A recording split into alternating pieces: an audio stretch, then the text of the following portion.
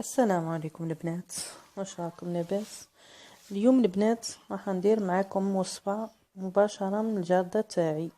كما نعرفوا البنات الجو هاد الايام يتبدل، ساعه نو ساعه برد ساعه شمس، وحنا نتبدلو معاه، ساعه نلبسو ساعه نحيو، وهذا هو المرض بداتو. حنا اللي نجيبو المرض لديارنا وخصوصا لولادنا، والولاد تاعنا بعد ما ياخدوش الراي، ساعه يلبسوا ساعه ينحيو قشم، كيف ما يمرضوا بالسيف. كما نعرفوا البنات المرض راهو يسبب علينا، خصوصا مرض كورونا هذا اللي زاد خرج لنا، ربي يبعدو علينا ان شاء الله وعلى جميع المؤمنين. الوصفه البنات هي تيزانه ومعها قرنفل والقارص. البنات راهي رايعه، راني مجربتها شخصيا، كنت زدرانه شويه ودرت هذه الوصفه. كل يوم نشرب كاس صباح وكاس العشيه، والله تنحات لي الزدره في 3 ايام وما زلت نشربها البنات، ما نكذبش عليكم. انا وولادي انها سما لقينا فيها فايده ورايعه، تنحي السعله، تنحي ديك الكحه الجافه، مليحه سورتو القرنفل مليح للسنين ويعطيك ريحه للفم رايعه. جربوها البنات ما تندموش عليها. بس انا ننصحكمش للولاد الصغار ما تحطولهمش بزاف القرنفل، حطوا لهم 3 حبات 4 بزاف.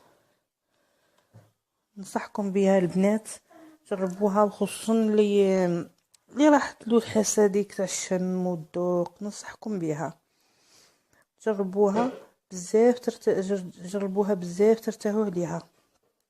ننصحكم البنات راهم جربوها ناس بزاف وارتاحوا، وانا وحده منهم والحمد لله، والشفاء بيد ربي.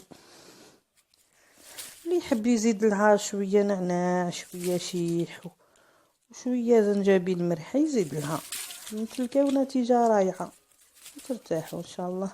والبنات نبداو بعد ما نحيت التيزانه تاعي وشللتها شويه ما صفيها هكا، نزيد نحط لها ما كويس، ما برك هكا،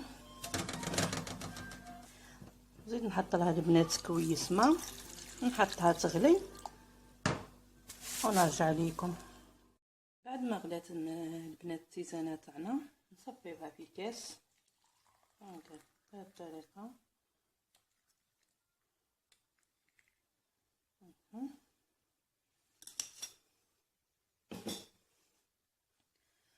البنات بهذه الطريقه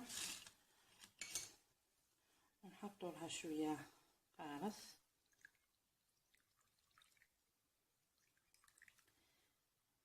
البنات هذه الوصفه راهي فعاله وجابت معايا نتيجه. حطوا لها البنات كيبات قرنفل، حبوا نحطوا الحبات القارص نحطوها نحليوها بشويه عسل.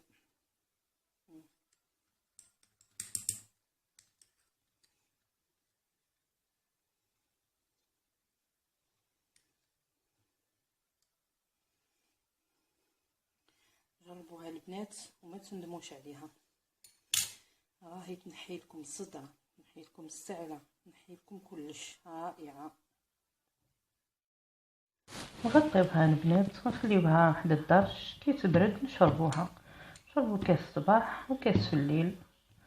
ما تنساونيش البنات باللايك وبقاو على خير. سلمت قلبي يا ربي لتصله، رفعته لك من خوفي فأنت له، تعبت مني فكم أسرفت